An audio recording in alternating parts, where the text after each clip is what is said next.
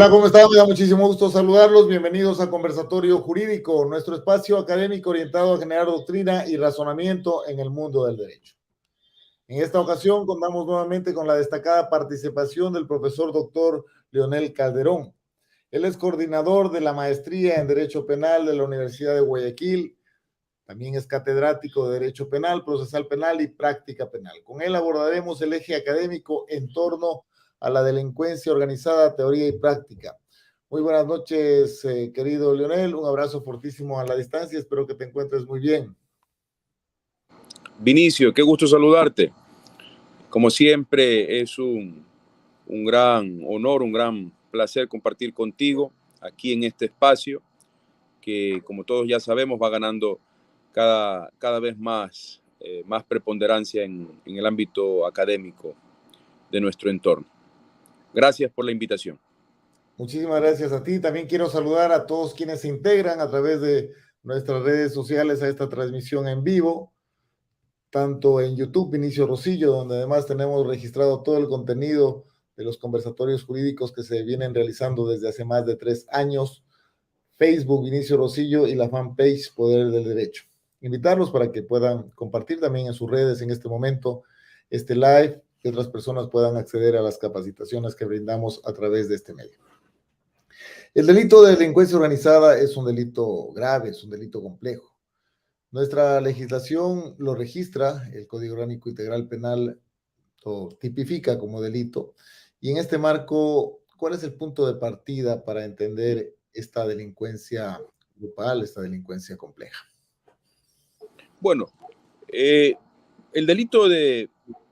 lo primero que hay que comprender es que el delito de delincuencia organizada, a pesar de ser tipificado como un delito autónomo, constituye realmente un delito medio para la comisión de otros delitos.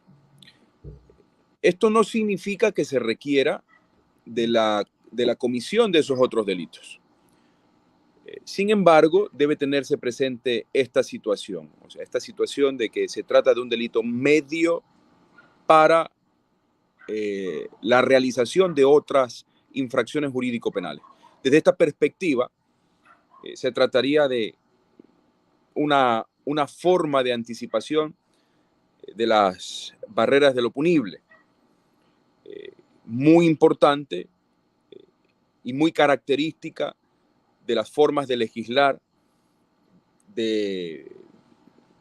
a partir de los años finales de los 90, 2000 en adelante, que es una forma en la que se asume que en una sociedad de riesgos, pues es válido, se justifica anticipar las barreras de lo punible, porque la sociedad en su conjunto, a través de motivaciones culturales, pues no tolera colocar en riesgo a la ciudadanía, a la sociedad, etc. Generalmente está vinculado desde esta perspectiva con la realización de delitos de corrupción, terrorismo, narcotráfico, lavado de activos en general, delitos graves, de connotaciones graves y delitos económicos.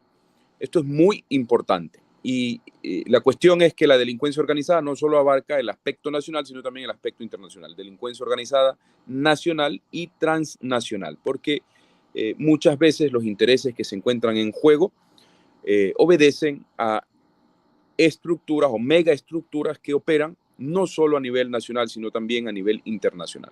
Ese sería el punto de partida, Vinicio. Si bien es cierto, el propósito es loable, tratar de establecer toda una legislación alrededor de estos delitos o de estas formas delictivas. El Ecuador desde hace mucho tiempo demandaba, inclusive como en otras latitudes, una ley de delincuencia organizada. Nosotros por lo menos ubicamos un tipo penal específico al respecto, pero ya desde el punto de vista académico, anticipar la barrera punible a momentos en que todavía no se encuentra un resultado concreto sí resulta cuestionable. Si nos ubicamos mentalmente en el iter criminis, en el camino del delito, luego de las de los actos internos tenemos los actos externos y entre estos tenemos lo que se conoce como las resoluciones manifestadas. Y estas resoluciones manifestadas ni siquiera llegan a los actos preparatorios, luego posteriormente a los actos de ejecución y consumación, sino más bien se concretan en lo que se conoce como la conspiración. La conspiración, proponer a otros cometer un delito. Y de esto es que se trata básicamente el artículo 369 en torno a los elementos que se refieren al acuerdo, a la concertación. Resoluciones manifestadas, por cierto, que no necesariamente per se producen un resultado específico, pero ya está el derecho penal ubicado aquí y destinado a sancionarlo como un delito consumado. ¿Es esto desde el punto de vista técnico, me refiero, y académico, por cierto? ¿Es esto posible desde el punto de vista del principio de legalidad? Bueno, debemos siempre apelar a la política criminal, ¿no? Aquí debe existir una explicación desde la política criminal que nos permita justificar ese tipo penal. El legislador es el único legitimado para la incorporación de los tipos penales y el establecimiento de las penas. Esto no solo es una cuestión que ha sido definida por lo que dice la doctrina, sino también por lo que señala y manifiestan los tribunales constitucionales, las cortes constitucionales alrededor del mundo. El legislador está legitimado para establecer delitos y penas. Ahora bien, esa legitimación debe tener en cuenta una racionalidad que debe partir del punto de vista de político criminal, la racionalidad político criminal. Entonces, anticipar las barreras de punibilidad es una práctica que podría ser racional, que podría estar justificada siempre y cuando se cuenten o se cumplan o se satisfagan los criterios de racionalidad que permitan hacer que esa disposición, que esa norma sea compatible con el principio de legalidad. No es censurable per se el hecho de la anticipación de las barreras de la punibilidad. Lo censurable sería si una vez que revisamos la disposición encontramos que se infringe, por ejemplo, el principio de taxatividad, etcétera, el principio de determinación de los tipos, el principio de especificación de la pena, que exista una correspondencia entre el tipo o la conducta prohibida y la pena, etcétera. Y que al mismo tiempo todo esto esté fundamentado en unas razones político-criminales que permitan dar racionalidad, comprensión, adecuación social, razón de ser, en palabras castizas, razón de ser al tipo penal establecido en la concreta legislación. Entonces, concreto, Vinicio, no es ilegítimo la tipificación a través de la anticipación de las barreras de lo punible, en absoluto. Lo importante es verificar que se realice correctamente. En el caso concreto de la delincuencia organizada, pues me parece que es perfectible, que hay algunos apartados, como lo vamos a discutir ahora, que son perfectibles, que el legislador pudo haberlo hecho de mejor manera. Sin embargo, debemos conectarnos con la realidad que está viviendo no solo la sociedad ecuatoriana, sino la sociedad internacional, el mundo entero, frente a verdaderas organizaciones que tienen tentáculos en todos lados porque operan frente a realización de actividades ilícitas a las que muchas veces no es posible probar en concreto la afectación del tipo para el cual se estructuraron, pero sí resulta fácil probar o menos difícil probar las características de la delincuencia organizada. Con esto no te estoy diciendo que cualquier cargo de imputación por delincuencia organizada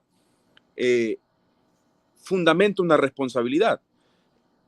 Esto debe ir acompañado de una adecuada formulación de cargos, de una construcción correcta de los cargos de imputación que permitan evidenciar que efectivamente existe la conducta típica, en este caso una realización de una organización criminal o colaboración con aquella, y que esa organización tiene unos elementos estructurales que evidencian que aquella está ligada a la realización de tipos delictivos, en el caso ecuatoriano, que tengan una pena superior a los 5 años. Si se cumple con esos requisitos, que no tienen nada que ver con la tipificación, sino ya en concreto con la práctica de la imputación, pues obviamente es correcta la imputación y es correcta la tipificación. Ahora, en ese marco, nosotros lo denominamos delincuencia organizada, está muy cerca también del otro delito de asociación ilícita, y en algunos casos inclusive se formulan cargos por un delito y terminan reformulándolo por el otro.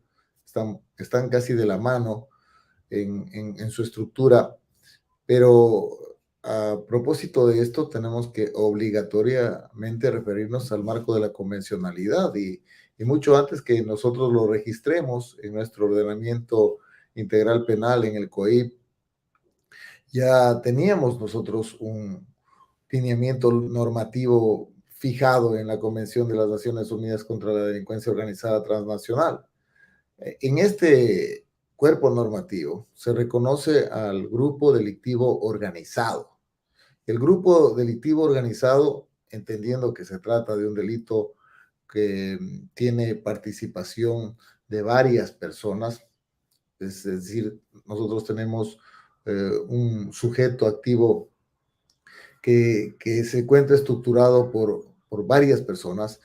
En el tipo penal de delincuencia organizada se reconoce esta participación múltiple por 2 o más personas, mientras que en el marco de la convencionalidad se determina que es un grupo estructurado, el del grupo delictivo organizado, de 3 o más.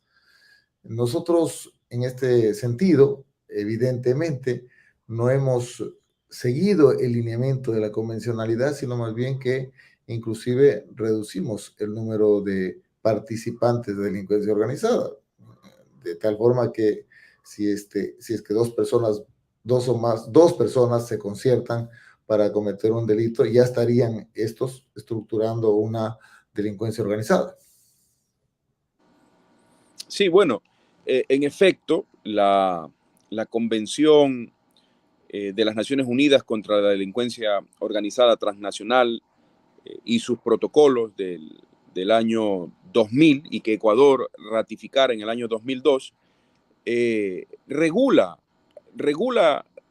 este tipo penal, describe que se trata de un grupo organizado. Aquí hay dos elementos interesantes, ¿no? La convencionalidad siempre requiere de un acuerdo de mínimos de inicio. La convencionalidad, por la dificultad que encarna la limitación de la soberanía de los estados, siempre se estructura sobre la base de acuerdo de mínimos. Por tanto, el criterio de la convencionalidad no implica en absoluto que eso debe ser trasladado de manera idéntica. Esa es una primera pauta que debemos tener en cuenta.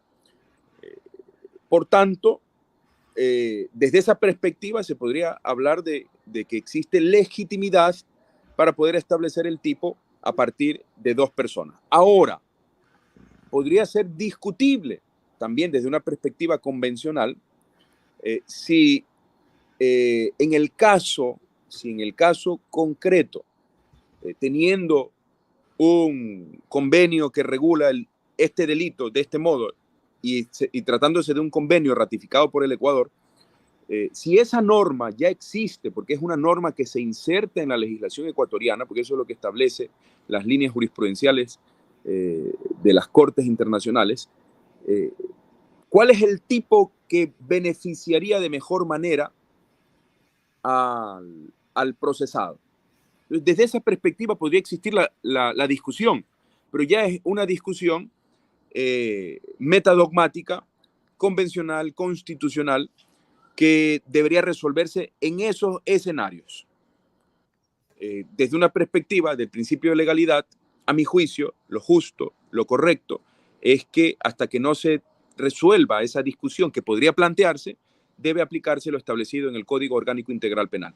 Porque es un acuerdo de mínimos, existe un acuerdo de mínimos para la convencionalidad y porque el legislador, el asambleísta, en el caso ecuatoriano, tiene la legitimidad, está legitimado para la configuración de los tipos y de las penas. Entonces no habría ningún problema. Es más, hay muchísimos casos en los que la obligación que tienen los estados parte de trasladar toda una normativa a la legislación interna, pues no se cumple a la perfección o se cumplen ciertos apartados. El legislador tiene esa posibilidad. Eso no obsta para que el ciudadano tenga capacidad de reclamación. Ciertamente se trata de un tipo penal plurisubjetivo y de acuerdo a la explicación que tú estás dando y con la cual concuerdo, tenemos en el ámbito de la soberanía la posibilidad de establecer el número que nosotros consideremos conveniente, pero siendo perfectible el tipo, ¿no sería mejor ajustarlo específicamente en esta estructura para que tenga directa relación con el marco de la convencionalidad, es decir, una conexión de 3 o más personas como se estructura en la convención, desde el punto de vista académico nada más? Sí, pienso que es una situación discutible que depende mucho de qué consideremos por organización criminal. ¿Qué basta? ¿Basta un líder, un jefe y otro que ejecute para llamar organización? ¿O necesariamente debe existir una clasificación de acciones y delegación de esas acciones? Depende de esas características normativas que acompañan a la interpretación.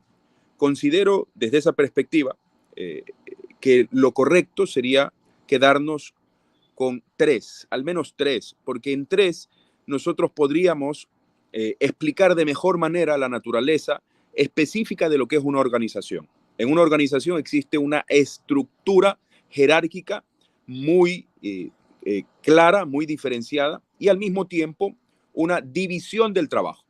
Lo que caracteriza a las organizaciones en general, lícitas y no lícitas, es la estructura jerárquica y la división del trabajo. La estructura jerárquica puede ser una estructura jerárquica unitaria o puede ser una estructura jerárquica de pluriactuación, un consejo, un cártel, y al mismo tiempo en ese cártel habrá un jefe, ¿no? Pero es la figura del primo entre primos, todos somos iguales. Y luego la división del trabajo opera en la medida en que se asigna específicas tareas dentro de la organización. Vamos a poner el caso de una organización criminal dedicada al narcotráfico, pues necesitan a alguien que realice las actividades de siembra. Si la droga es de fabricación, pues el laboratorio. Otro tiene que hacer la transportación, otro tiene que hacer las actividades clandestinas para la obtención de los insumos, luego está el comercio, luego está, etcétera. O sea, hay una serie de actividades que están ligadas y también está la protección y defensa, ¿no? Los brazos armados de los grupos organizados para mantener el status quo frente a otros grupos organizados. Que ese es uno de los problemas, un pequeño paréntesis, ese es uno de los problemas que tenemos en el Ecuador, que existen varios grupos organizados, estamos en una economía dolarizada y hay incremento constante de la demanda internacional del consumo de droga. Eso hace que la guerra por los territorios no cese porque es un producto atractivo que solamente se debe proteger, es protegible a través de una guerra encarnizada, criminal. Al igual que sucede en el ámbito lícito, en el ámbito legal, las empresas funcionan de la manera como tú indicas, con una organización, una estructura, con niveles jerárquicos, etcétera. La delincuencia organizada es una empresa del delito. Es una empresa que se dedica a delinquir. Y para esto tenemos que ubicarnos específicamente en otra de sus características, a más del tema del sujeto plurisubjetivo, sino también referirnos al tema de la permanencia en el tiempo. No se trata de una organización esporádica, de un grupo de amigos que se reúnen en una fecha específica para cometer un delito y se acabó. Aquí nosotros tenemos cierta permanencia en el tiempo, dice la Convención. Es decir, tenemos una temporalidad. Esto es lo que caracteriza a la delincuencia organizada, que permanece en el tiempo. Sí, Como tú indicabas, solamente para terminar la idea, sí, sí. como tú indicabas, nosotros tenemos en la realidad latinoamericana estructuras delictivas organizadas piramidales, ¿no? Siempre, generalmente lo que se trabaja aquí en Latinoamérica en cuanto a las estructuras de delincuencia organizada son la estructura piramidal. Tenemos en la cúpula al líder, al capo. Luego tenemos los mandos medios, los lugartenientes, el cuerpo de seguridad básicamente alrededor del capo, y luego tenemos los peones o los ejecutores que generalmente nosotros los encontramos y en la práctica penal como los autores materiales, aquellos que están en territorio, para llamarlo de alguna manera, matando, ejecutando, vendiendo droga, etc. En este marco, entonces, ¿cuál es la naturaleza de esta cierta permanencia, de este tiempo que se dedica a esta actividad, la organización, como elemento del tipo? Excelente.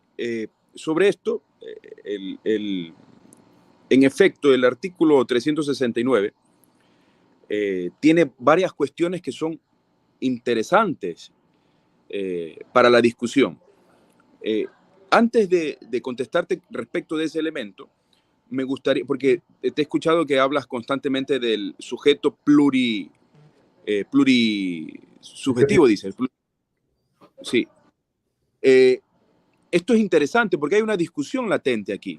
Dice, la persona que mediante acuerdo o concertación forme un grupo estructurado de dos o más personas que de forma permanente o reiterada, etc. Es decir, ¿quién es el autor del ilícito? El autor del ilícito es aquel que forma, aquel que estructura. Sin embargo, pareciera en la interpretación,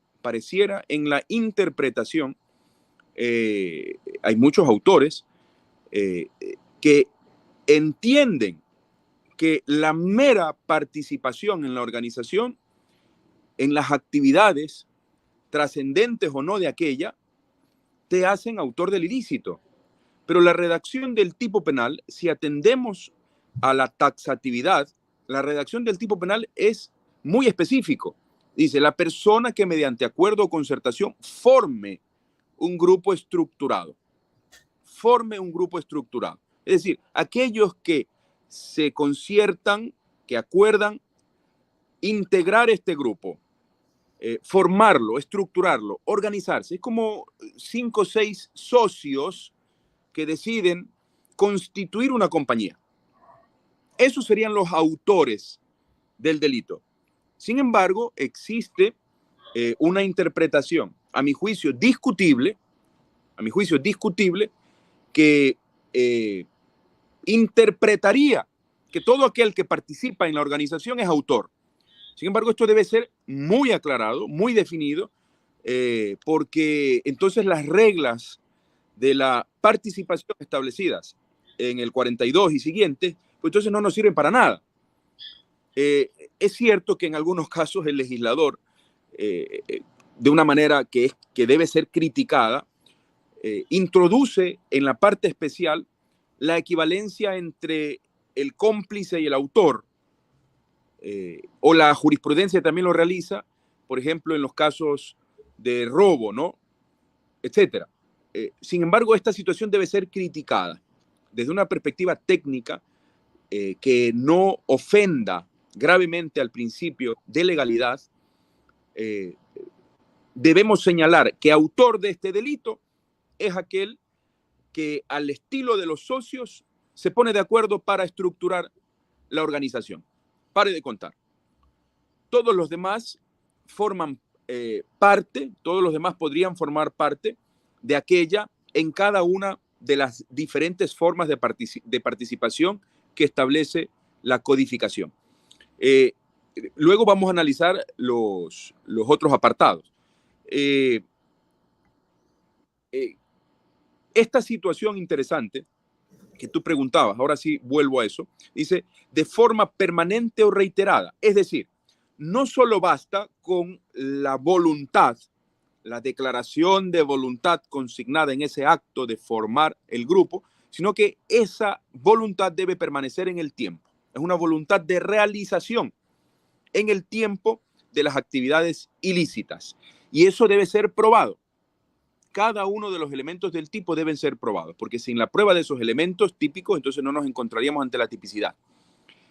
Esto permitiría diferenciar de aquellos casos en los que se construye la imputación autónoma de delincuencia organizada, más los otros tipos penales que los diferentes que los diferentes integrantes de la organización realizan.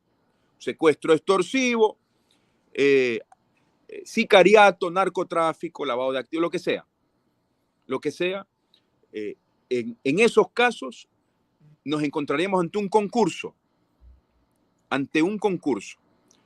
Si es que no se logra evidenciar el segundo, simplemente se sanciona por el 369. Eso es muy importante tenerlo en claro. Luego, esto es una cosa interesante también, importante, que la caracterización del comportamiento, es decir, este comportamiento de formar el grupo estructurado por X cantidad de personas con una vocación de permanencia, deben ejercer mando o dirección, deben planificar las actividades de la organización delictiva. Es decir, solamente esos son los autores del delito. Los demás que no realizan esa actuación son partícipes de ese hecho. Solamente aquellos son autores. Y esto es muy importante dejarlo en claro porque nos encontramos a veces con unas imputaciones que son muy censurables, muy criticables y que si somos justos deben seguir el paso de la nulidad. Una inadecuada imputación debe generar una necesaria nulidad. Luego, esa sería la cuestión respecto de los elementos trascendentales del tipo objetivo. Falta uno, ¿no? Del tipo objetivo, perdón. Luego tenemos el análisis de la tipicidad subjetiva. Antes de llegar ahí, si es que me permites, claro que sí.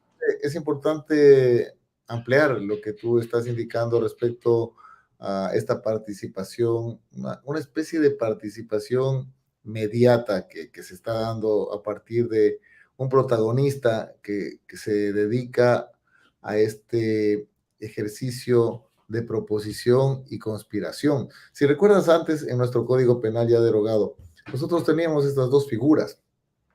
La proposición como aquel que propone a otro cometer un delito y la conspiración como el ejercicio del acuerdo al proponerse un delito y los otros decidir participar. En este sentido, nosotros tenemos que hay un personaje aquí que se dedica a este acuerdo o a esta concertación, es decir, se dedica a la estructuración de esta organización criminal, de esta delincuencia organizada.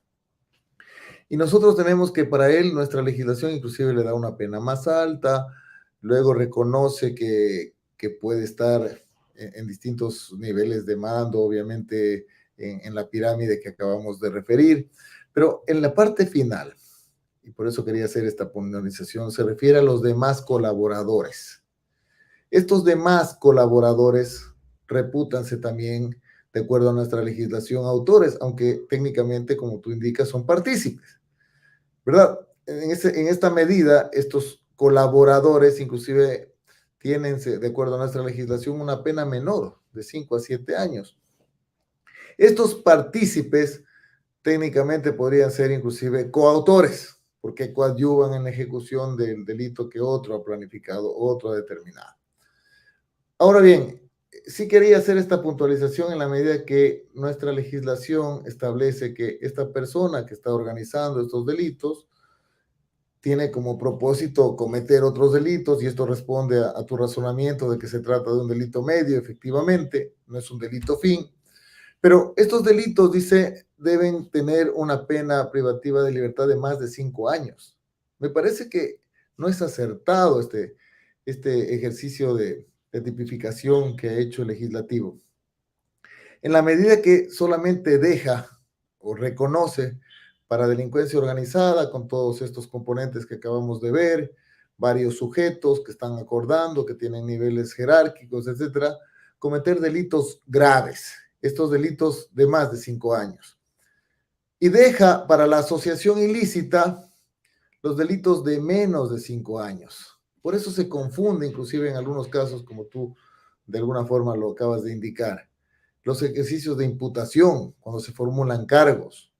Porque cuando nosotros tenemos una estructura delictiva que tiene todos estos componentes, el acuerdo, la concertación, 2 o más personas de forma permanente y reiterada, y se cometen delitos de menos de 5 años, o el propósito es cometer delitos de menos de 5 años, entonces no tendríamos nosotros, técnicamente me refiero, una delincuencia organizada, sino una asociación ilícita. O sea, el punto es que la anticipación de las barreras, en este caso concreto, está relacionada con la imposición de una pena de 7 a 10 años. Estamos hablando de que es una pena no despreciable. Entonces, esa anticipación de las barreras de lo punible tiene una serie de características. O sea, el legislador dice, mira, yo anticipo las barreras de lo punible, pero exijo que ese comportamiento sea acreditado con las siguientes características. El acuerdo o concertación, que debe ser probado, grupo estructurado de 2 o más personas, que debe estar probado, que la realización de la actividad en concreto, que puede ser financiar, ejercer el mando, dirigir, planificar, etcétera, y todos y cada uno de los caracteres.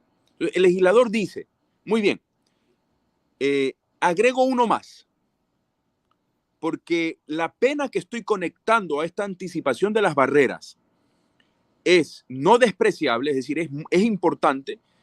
En mi opinión, dice el legislador, agrego lo de los delitos graves. En mi opinión, yo no lo veo tan inadecuado. Me parece o sea, que es salvable, que es justificable esta forma de redacción. Vinicio, si nos ponemos a pensar esta anticipación de las barreras de lo punible, para imponer penas de 7 a 10 años, deben establecer requisitos específicos, porque de lo contrario la fiscalía te imputa por cualquier cosa. Entonces, una de esas exigencias para limitar esta anticipación es, muy bien, tiene capacidad para imputar cargos, pero por 7 a 10 años, pero debe ser una organización que se dedique a cometer delitos de más de 5 años. De lo contrario, búsquese la vida. Eso es un poco la racionalidad. No me parece inadecuado. Ahora, todo lo demás va a la asociación ilícita, que me parece una cuestión correcta, a pesar de que estoy en contra de la redacción de la asociación ilícita. No me parece correcta, pero es correcto que un tipo distinto a la organización criminal abarque sistemáticamente todos aquellos grupos de supuestos que quedan abarcados por la delincuencia organizada. Entonces, debemos incidir en la redacción del tipo, sí, pero está bien, está justificado, es adecuado, es correcto que el legislador haya establecido 2 diferentes ámbitos de aplicación en 2 diferentes tipos penales para los delitos, según la pena. Hasta 5 años, asociación ilícita. Muy bien, discutamos sobre la redacción. ¿Es perfectible? Sí. Y todo lo demás para delincuencia organizada. ¿Y qué requisitos impone ahí en la asociación ilícita? Es casi laxo. Poco más pararse en una esquina y decir, ¿qué te parece si hoy, como estamos chiros, vamos a robar? Suficiente. ¿Estamos de acuerdo? Sería necesario también que en esos casos se establezcan condicionamientos para establecer los cargos de imputación, porque estamos ante, nuevamente, el establecimiento de de anticipaciones de barreras punitivas, es decir, delitos de peligro, que deben estar limitados por la misma redacción típica. La técnica legislativa es lo que auxilia en estos casos al legislador, pero el legislador a veces hace lo que le da la gana. Sí, coincido contigo en que la redacción de la asociación ilícita es pésima, por decirlo menos. Para empezar, debería denominarse como tal, asociación para delinquir, porque su objetivo es cometer delitos, no todo lo ilícito es un delito. De acuerdo. Desde ahí estamos mal, pero en todo caso, retomando el tema en torno a la delincuencia organizada, se trata de un grupo estructurado, formado con este carácter de cierta permanencia en el tiempo y con el propósito de cometer delitos graves. Obviamente el beneficio es económico. Esta es una característica de la delincuencia organizada que la separa, según algunos tratadistas, del terrorismo, por ejemplo, que pese a su gravedad y pese a su connotación, no necesariamente supone las características que se exigen para la delincuencia organizada, porque en el delito de terrorismo no siempre la reivindicación o el propósito se orienta a un tema económico, sino en algunos casos, y yo diría en la mayoría de los casos el terrorismo puro, ese terrorismo que vemos en algunos casos de Medio Oriente, se dirige más a una concepción ideológica, una concepción religiosa, etcétera. No necesariamente el tema religioso, el tema económico. ¿Cuál es en este marco entonces el propósito específico, el beneficio de orden material que refiere nuestra legislación? Esto es interesante porque el tipo penal bien pudo haber utilizado otras expresiones, pero literalmente dice, beneficios económicos u otros de orden material, lo que nos permitiría suponer desde una interpretación restrictiva, tal vez, suponer que son beneficios tangibles, es decir, solamente cuestiones objetivas, tangibles, materialmente tangibles. Por tanto, si la delincuencia organizada está pensada para que alguien cometa un delito de robo, pero que el beneficio sea la mera contemplación de lo robado, entonces ahí estaríamos diciendo que esa organización que se dedica a realizar esa actividad es una organización delictiva a expensas del 369. Es una discusión, ¿no?, que se abre porque el legislador nos deja ese espacio. Sin embargo, en mi opinión, este concepto de beneficio económico debe ser trasladado hacia una definición normativa que nos permita incluir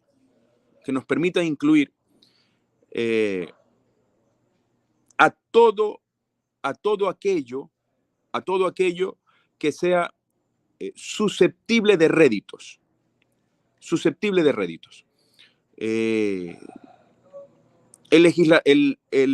La jurisprudencia sobre este aspecto no nos ha dado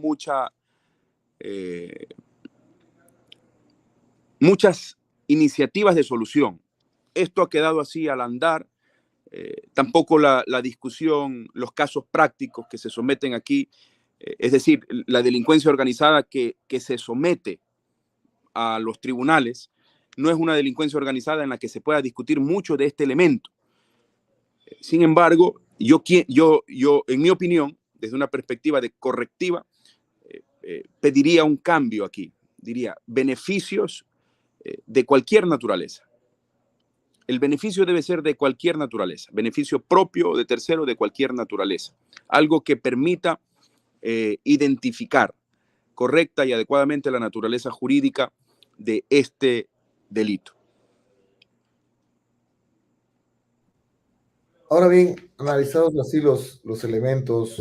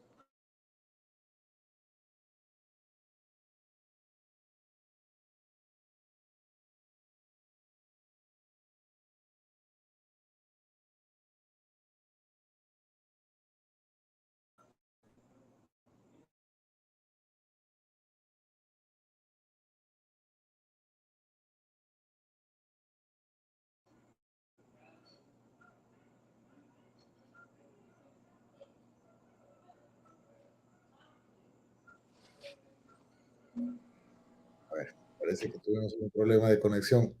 ¿Me escuchas bien? Sí, ahora sí, Vinicio, me parece que tuviste un inconveniente. ¿Fuiste tú o fui yo?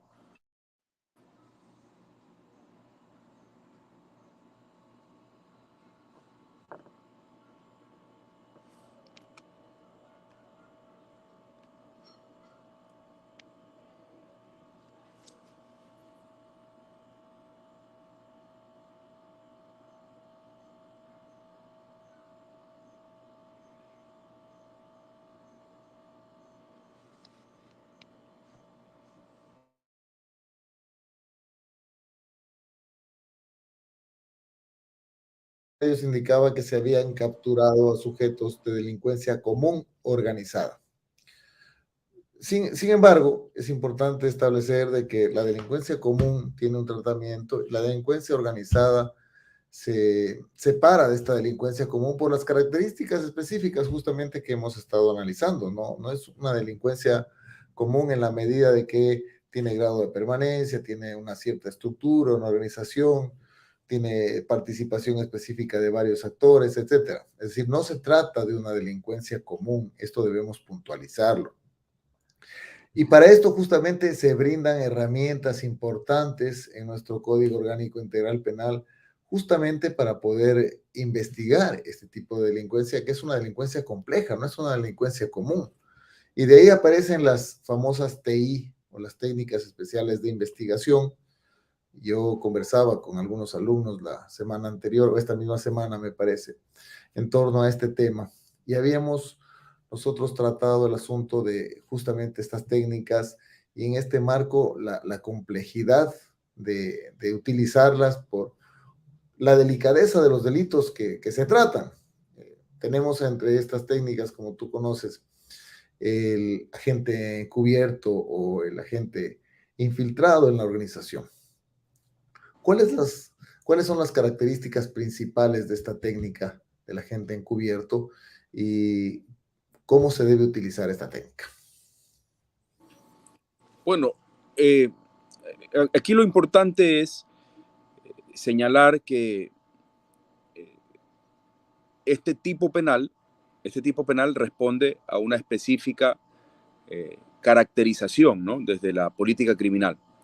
Entonces, precisamente por eso estas técnicas especiales, dada la complejidad de la complejidad o la dificultad que encierra probar los elementos del delito, el agente encubierto se convierte en una herramienta muy útil. El agente encubierto, en la doctrina, en la legislación, se le puede denominar también el agente infiltrado, es aquel que se introduce en la organización, forma parte de ella, para, en la medida de que esa introducción en la organización sea cada vez más eficaz, se pueda llegar a los autores del ilícito. Los autores del ilícito son los socios, así como los socios de la empresa, los que organizan la empresa, o aquel que toma decisiones, la dirige, etc. Entonces, esa persona, sin esa persona es muy difícil, porque estas organizaciones criminales a las que se dirige el tipo penal, según la política criminal, son personas que se dedican a actividades ilícitas muy lucrativas y tienen muchos recursos para evadir los espacios de licitud. Entonces, muchas veces la clandestinidad es su forma habitual de operación, la delegación continuada, hipercontinuada y espaciada de facultades, etc. Entonces, la gente encubierto se convierte en un auxilio extraordinario para poder probar los elementos, para poder extraer la información que sirva al mismo tiempo de medio probatorio de los elementos de este delito. Es muy, muy, muy interesante la técnica. Hay una sentencia muy interesante de la Corte Constitucional Española que ha dado conformidad a la constitucionalidad de esta técnica. Porque algunos decían, claro, pero es que constituye muchas veces patente de corso el agente infiltrado, porque a veces el agente infiltrado, para ganarse la confianza del grupo criminal, de la organización criminal, pues tiene que cometer actividades delictivas, no solo actividades ilícitas, sino actividades delictivas. Entonces, existía la discusión sobre si esto es adecuado desde la Constitución. Claro, estas discusiones son más en el derecho continental, europeo continental, porque para el derecho anglosajón no existe discusión. Donde hay un daño, donde existe una afectación individual o colectiva, pues se justifica realizar cualquier cosa para evitar aquello. El utilitarismo protestante tiene mucha influencia en este ordenamiento. Pues en el ordenamiento europeo continental, de tradición judeo-cristiana, católica, pues entonces hay esta revisión respecto de la dignidad de la persona, de lo que es lícito, etc. Sin embargo, esta sentencia es muy interesante porque permite señalar que guarda conformidad. Es una actuación que permite generar espacios propicios para obtener información que nos permita construir la tipicidad. Pero no constituye una patente de corso, hay límites. Eso. Ahora bien, en este marco debemos dejar claro que esta operación encubierta está a cargo de un policía. Esto es importante, un policía en servicio activo. Pero también debemos puntualizar de que la redacción de esta técnica en el artículo 483 que está a la vista indica que debe ser bajo la dirección de la Fiscalía. Y esto es importante porque esta técnica se utiliza cuando hay una investigación en curso. No puede utilizarse antes que el fiscal conozca el caso. No pueden llevarse partes policiales ya estructurados sobre la base de una investigación que se ha realizado sin el conocimiento del fiscal. Esto en la práctica a veces sí ocurre. Llevan ya toda la información, llevan acopiado un montón de datos que lo investigaron sin dirección de nadie. Y esto es peligroso en la medida que no se cumple específicamente la técnica contando con ella y efectivamente cuando se va a tamizar toda esta información en un momento de la intervención del juez de garantías, seguramente esa investigación va a caer por su propio peso. Eso en cuanto al primer punto. En el segundo punto, el asunto que tú refieres de qué puede hacer. ¿Qué puede hacer el agente infiltrado dentro de la organización? Y claro, efectivamente, en algunos casos tiene que cometer delitos. Eso va a pasar. Inclusive, en algunos casos, como prueba de confianza de la organización, pues tendrá que cometer delitos, matar a otros. Y en esta medida, ¿qué respaldo le da la legislación a esta gente? Yo me atrevería a decir que ninguna. Porque en la medida de que nuestra redacción del artículo 483 habla de la proporcionalidad para poder justificar su actuación, solamente indica que si no cumple esta proporcionalidad como parámetro, aquí está resaltado, será sancionado de conformidad a las normas jurídicas pertinentes. Nunca va a ser proporcional que mate, nunca, nunca, de cualquier forma. Entonces debemos decir que esta persona que está en la organización, que es un policía, que está brindando información a la fiscalía, si tiene que matar, pues posiblemente inclusive si se lo encuentra matando, va a ser juzgado, sancionado y condenado. Eso es lo que va a pasar. Entonces, no sé hasta qué alcance específico podríamos dar efectividad a esta técnica con un policía que se encuentra trabajando en estas condiciones. Y además, en cuanto a lo que tenemos que cuestionar académicamente, es que el policía que trabaja en las operaciones encubiertas, debemos recordar de que vive como delincuente, sin serlo, pero vive en un ambiente de delincuente. Es decir, se encuentra rodeado de los placeres alrededor de la mafia, por ejemplo, que está investigando, de los vehículos que utilizan de lujo, de las fiestas, de los licores, etcétera. Todo esto lo goza él. Y en algunos casos podría darse desde tu perspectiva una especie de síndrome de Estocolmo, una posibilidad de que se encariñe con la organización y este agente encubierto se quede en la organización trabajando. Es decir, no cumple el propósito la técnica. En esta medida, ¿cómo lo podemos controlar a ese agente encubierto para que siga ligado a su propósito específico, no se pierda en el curso de su trabajo con otros fines y no termine siendo parte de la delincuencia organizada que está investigando? Bueno, evidentemente es un riesgo enorme porque el padecer, el padecer estas actuaciones en medio de una organización criminal, pues obviamente tiene repercusiones psicológicas drásticas. Puede activar aspectos de la personalidad que se encontraban latentes o puede desarrollar esos aspectos que se encontraban ausentes. Esto es una cuestión, ya la ciencia la ciencia lo ha estudiado muchísimo. En mi opinión, a la legislación nuestra le falta el desarrollo de que esta actividad de control y supervisión que realiza la Fiscalía al mismo tiempo debe ser una actividad supervisada y controlada por el juez.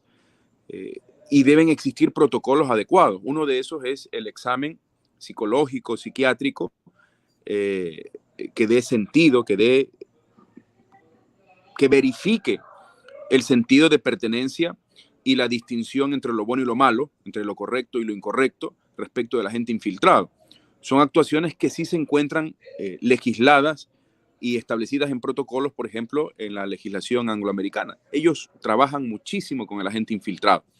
Entonces, ese derrotero nos falta desarrollar. Lo que nosotros aquí hacemos es, muchas veces el agente infiltrado no está documentado aquí, la actuación, para evidenciar qué es lo que hace falta corregir, desarrollar, etcétera. Sino que realizan actividades ilícitas, pero no son reportadas aquellas, sino solamente para obtener la información. Y la obtención de la información y los otros detalles, hay que esperar muchísimo para que cometa error los miembros de la organización y que esos elementos sirvan para la investigación, precisamente porque el policía infiltrado desconfía del sistema o porque el policía infiltrado tiene muchísimo temor de que repercuta en su contra las actuaciones ilegales que ha tenido que realizar para ganar la confianza. Respecto de lo otro, como te indico, es necesario avanzar hacia protocolos que permitan verificar el grado de fiabilidad con el sistema. Y si se ve dudas, se ve dificultades, pues obviamente se debe cancelar la actuación, se debe terminar y devolver a la persona a su actividad habitual corriente. Obviamente hay un proceso dentro del protocolo, hay un proceso de reincorporación a las actividades habituales del policía. Esto debe incorporarse, eso es una ausencia. Ahora bien, el tema va más allá todavía respecto a este mismo punto, en la medida de que toda la información que recolecta este policía, y y esperando de que no realice actividades de contrainteligencia, es decir, no indique información de lado y lado, sino solamente que cumpla su rol. Toda esta información tiene que ser traspolada al expediente, al proceso. El asunto es de que, a diferencia de las películas donde encontramos al agente infiltrado con un prototipo de héroe que da la cara y se enfrenta y los incrimina, aquí si eso sucede lo matan. Matan a él, matan a su familia. Recordemos que la organización conoce su rostro, sabe muy bien, lo conoce, aunque dé un nombre falso, sabe quién es, le vio la cara. Y en esta medida, inclusive, yo diría que no solamente a él, sino en algunos casos conoce su familia, conoce dónde vive, porque así es, pues no puede ser que sea un policía infiltrado, pero termina presentándole a sus hermanos, a su mamá, a su papá, etcétera. Es decir, se despierta ya todo un abanico de protagonistas que no solamente es el agente infiltrado, sino también sus parientes. ¿Cómo llevar esta información al proceso simplemente con lo que él recolecta? Bueno, nuestra legislación dice, tómele testimonio anticipado. Pero el momento que él rinda testimonio anticipado, seguramente lo que sale de la sala de la Cámara de Jueces lo matan. Esto va a pasar porque no es así de fácil, no es así de fácil que él se presente ahí y declare y aporte ya en el marco probatorio, me refiero específicamente. Ya, obviamente sería nuestro testigo estrella en el ámbito procesal porque estamos viendo la parte práctica, pero ¿cómo nosotros presentamos eso? En la práctica no sucede eso. En la práctica lo que se hacen es elaborar partes indicando que personas desconocidas o personas que por temor a represalias no quisieron dar su nombre, dijeron esto. Pero esa persona es el infiltrado, es la persona que está dando la información, no da la cara. Entonces, en esa medida, la información inclusive es débil de sostenerla, porque nunca va a presentar o nunca va a presentarse la persona que acopió de manera directa la información. En mi experiencia como litigante, que ya han pasado bastantes años al respecto, litigando en el ámbito penal desde la acusación, desde la defensa, no he visto un solo agente infiltrado que se presente a decir, aquí estoy yo estuve ahí. Ninguno. ¿Cómo nosotros hacemos eso? A través de terceros, de otros policías que tratan de meter la información a través del 1-800 delito que nos dieron por aquí, que nos dieron por acá, pero nunca lo presentan al compañero. Y obviamente con toda la razón del mundo, yo reconozco que eso inclusive es por proteger su propia integridad, su propia vida. Pero ¿cómo procesalmente nos manejamos en ese escenario que te acabo de plantear? Bueno, ambos vamos a coincidir que lo que hace el policía es sensato en la medida en que si no hay garantías en el propio sistema no le ofrece garantías, la propia policía no le ofrece garantías de que haya un soplón, un chivatazo de este lado y que diga, este fue el informante, etc. Entonces, por eso te digo, los casos también que yo he revisado, que he documentado, que he investigado, determinan que la naturaleza jurídica del agente infiltrado está relacionada con obtener información clave para generar elementos probatorios. Por ejemplo, se va a realizar el día tal un cargamento de droga, un envío. Muy bien, esa información que es relevante porque la obtiene por el grado de confianza del agente infiltrado, permite generar un elemento probatorio esencial para ese proceso. Hasta ahí se llega. Pienso que sin cambiar el sistema, Vinicio, nosotros no podemos aquí pretender que con recomendaciones académicas solucionar todos los problemas que aparecen en la realidad procesal ecuatoriana. Sin embargo, lo que sí podemos hacer es ofrecer soluciones desde la experiencia y de lo que ha ocurrido en los otros países. Llegar hasta ese momento sí se puede. Y ha ocurrido y ocurre, y lo hace en Colombia, lo hace México, que tiene las mismas dificultades que nosotros tenemos, lo ha hecho Italia, la Italia de los 90, que fue terrible para poder acabar con las mafias, las grandes familias de la mafia italiana. Pues hacía eso. El agente infiltrado obtenía información para saber en qué momento se iba a producir el hecho criminal, uno de los hechos criminales. Y con ese hecho lograban imputar. Para eso, esa sería un poco la justificación de la naturaleza jurídica, pero pretender llegar a utilizar el testimonio me parece que hoy en día es inviable por el grado de inseguridad que ofrece las instituciones de resguardo en el Ecuador. La propia Policía Nacional no sería confiable en estos casos. Es importante lo que acabas de indicar porque estar un paso adelante también justifica ya de por sí la técnica. En la guerra, el que maneja la información, no solamente me refiero a la guerra penal, sino a la guerra En general. general. El que maneja la información es el que tiene la victoria, está un paso adelante. Ahora bien, ya acelerando el curso de nuestro conversatorio en la parte final, otra de las técnicas es la entrega vigilada o controlada, que se liga mucho con la que estamos viendo.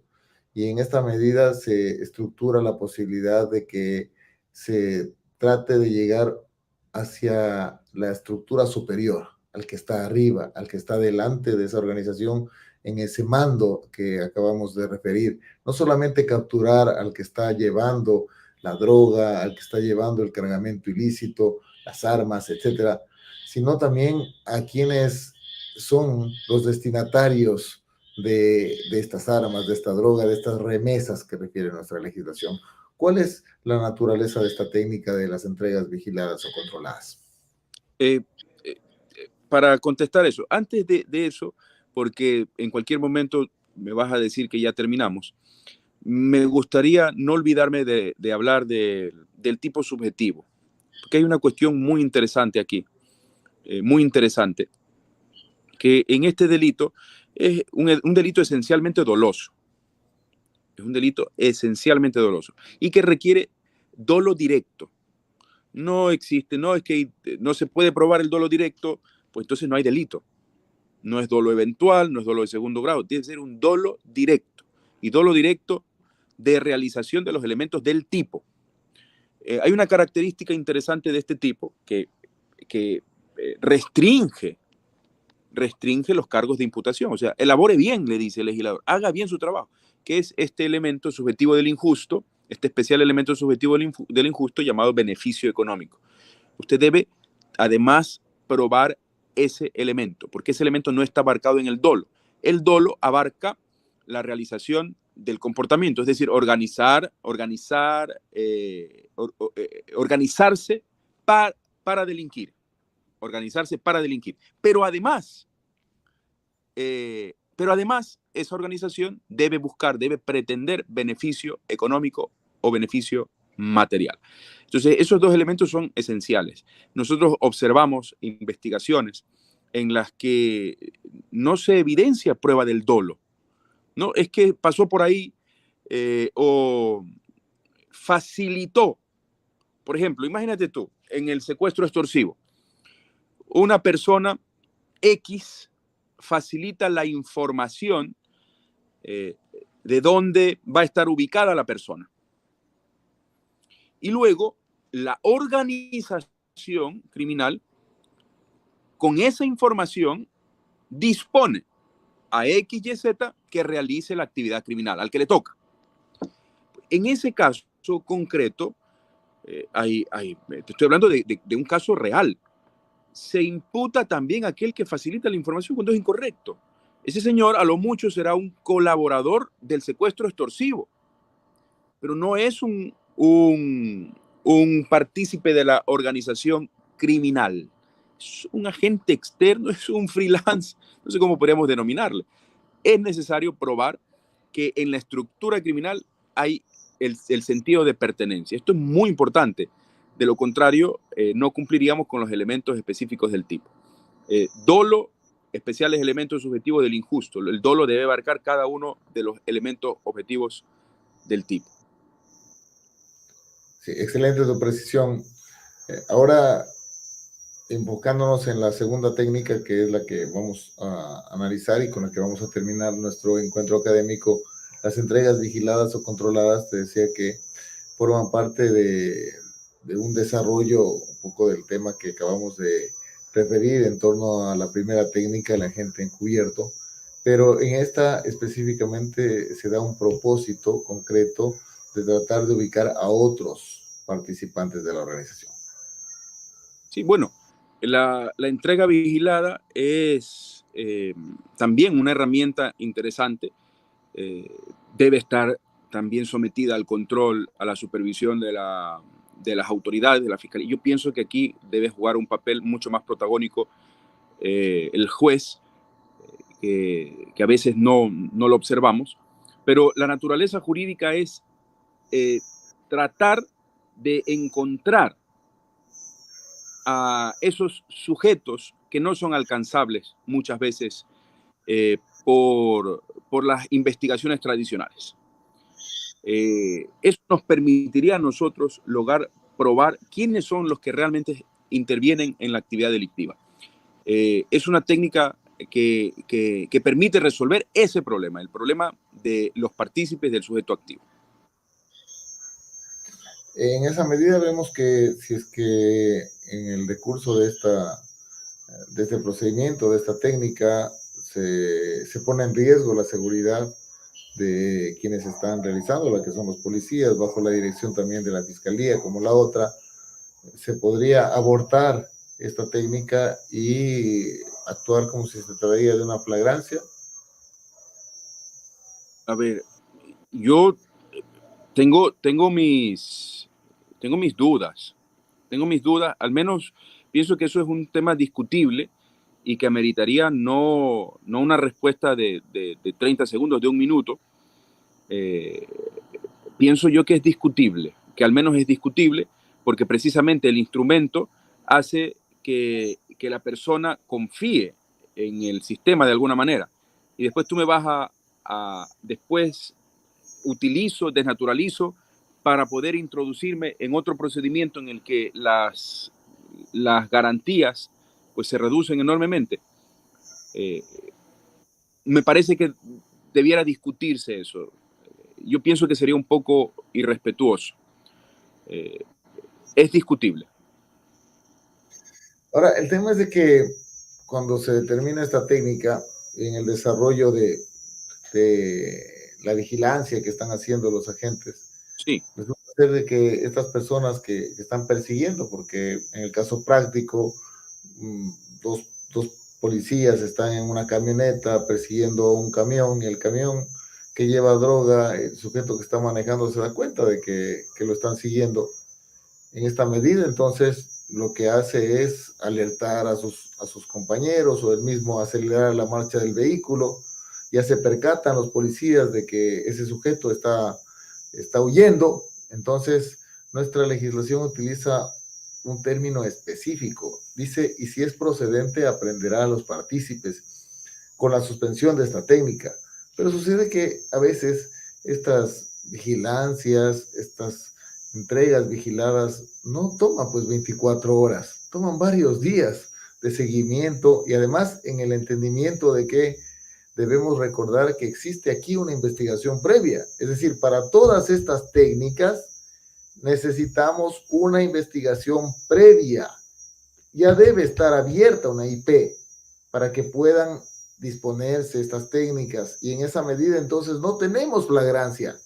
No tenemos flagrancia, obviamente, porque se trata de una investigación previa en donde se está investigando un delito ya con varios días, desde el día en que se inició se ubicó el antecedente, se dispuso la investigación previa hasta que llegue el oficio de policía que está designado para tal actuación. O sea, han pasado varios días y luego de eso inclusive realizar el seguimiento del vehículo que viene desde Colombia, para poner un ejemplo, atraviesa por nuestro país y lo van persiguiendo por todo el lineamiento del flujo vehicular que corresponda. Entonces ya tenemos varios días, no se trata de una flagrancia. Aquí utilizamos el término aprenderá, es decir, aprenderá de ser el caso. ¿Aprenderá de ser el caso de qué? Si ya no hay flagrancia, se le ordenará la detención, que debería ser lo correcto, en la medida que nosotros tenemos sujetos que estamos persiguiendo y van a huir, o qué es lo que tenemos que hacer aquí. Sí, eso es lo que te digo, que es discutible el apartado que establece la norma es excesivamente discutible. A mi juicio, yo pienso que no pasaría un examen de constitucionalidad, más bien sería un fraude de ley, directamente un fraude de ley, porque la técnica realmente lo que hace es invadir espacios de la vida de otro sujeto y aprovecharse de esa circunstancia para la detención, para la aprehensión. No considero que sería, después de un examen de constitucionalidad, es inaudito que esto soporte con rigor la aceptación de definir esto como una flagrancia. Es muy complejo que pueda ser aceptado. Sin embargo, lo vemos muchas veces. Pienso yo que amerita una discusión mucho más grande, adecuada, y si es posible, la presentación de una acción de inconstitucionalidad.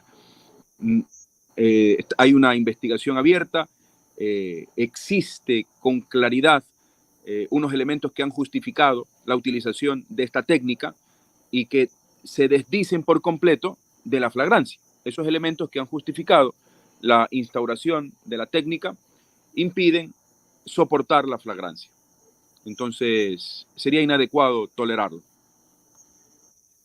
Quiero agradecer la destacada participación del profesor Leonel Calderón en nuestro espacio académico, conversatorio jurídico. Brillante su intervención y además su aporte al foro académico ecuatoriano. Sin duda se trata de un tema complejo de tratar, lo hemos analizado desde la perspectiva académica. El tiempo nos ha quedado corto, pese a que hemos ido trabajando cada uno de los aspectos y hemos acelerado la marcha. Todavía faltan algunos componentes que sin duda requerirán una parte 2 de este evento. Vamos a dejar descansar ya nuestro expositor que ha tenido una larga jornada de trabajo. Muchísimas gracias, Leonel, más bien por participar, por siempre estar predispuesto a colaborar con la Academia Ecuatoriana. Tus palabras finales. Vinicius, siempre, reitero mi agradecimiento por la invitación. Al mismo tiempo que te felicito por continuar en este sendero de la discusión académica, que en mi opinión es lo que más necesita en este momento la sociedad ecuatoriana, la academia y la sociedad ecuatoriana, discutir sobre los temas trascendentes como este y otros tantos. Entonces, muchísimas gracias y como siempre, gustoso de venir a tu programa en esta y futuras ocasiones. Muchísimas gracias a ti. Quiero agradecer también la masiva participación en este conversatorio jurídico de todos quienes se han integrado desde las diferentes regiones del Ecuador, inclusive desde Estados Unidos. Agradecer también la participación de mis alumnos de la Maestría de Derecho Penal. A todos un abrazo fortísimo. Espero verlos en un nuevo encuentro académico la próxima semana en conversatorio jurídico. Un abrazo fuerte a todos.